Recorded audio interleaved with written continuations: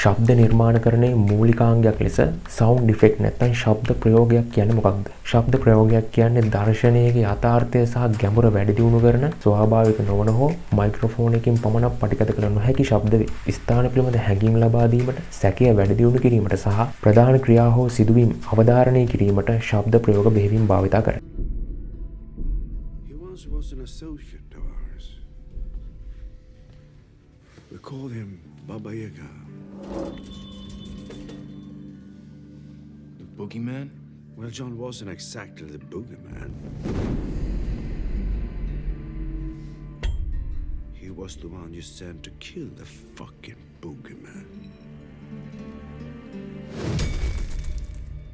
Oh, John is a man of focus.